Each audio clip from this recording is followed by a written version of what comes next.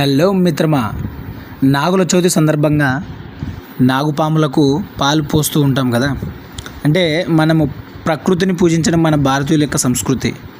So ఈ నాగుల చవితి అప్పుడు పాములకు మనం పాలు ఎందుకు పోస్తామంటే, మన పైన ఏదైనా విషసర్పము దోషం ఉన్న ఎడల ఈ పాలు పోయడం వల్ల మనకు ఆ దోషాలు తొలగిపోతాయి. అలాగే మనము కానీ మన పిల్లలు కానీ అంటే పాముకు పుట్టలో పాలు పోసేటప్పుడు ఈ విధంగా అనుకుంటే ఇంకా మంచిది. అది నడుము తొక్కితే నావాడు అనుకో, పడగ తొక్కితే పగవాడు కాదు అనుకో, తోక తొక్కితే తోటివాడు అనుకో, నాకంట నువ్వు పడకు నీకంట నేను పడకుండా చూడు తండ్రి అని చెప్తే మనకు ఇంకా మంచిది. మొత్తానికైతే మా ఇంటి మహాలక్ష్మి పూజ అయితే స్టార్ట్ చేసింది.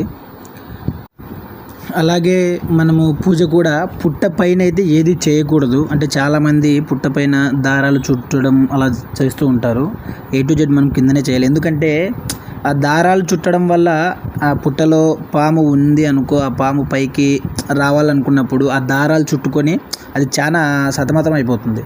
సో అలా దారాలు చుట్టకూడదని నేను అనుకుంటున్నాను. అలాగే ఈ పుట్ట దగ్గర కొంతమంది, అంటే నేను అబ్జర్వ్ చేసింది, ఈరోజు గుడ్లు కూడా పెట్టారు. గుడ్లు కూడా మన సాంప్రదాయం అయితే కాదు అని నేను అనుకుంటున్నాను. చూడండి, గుడ్లు కూడా పెట్టకూడదు అనుకుంటున్నాను. అలాగే ఇక్కడ దగ్గరలో ఒక బావి ఉంది. పూర్వము అక్క దేవతలు ఆ బావిలో స్నానమాడి ఈ కట్ట దగ్గరకు వచ్చి అచ్చనగలాట ఆడుతున్నారు అని పెద్దలు చెప్తున్నారు. సరే మరి, బాయ్, మళ్ళీ కలుద్దాం.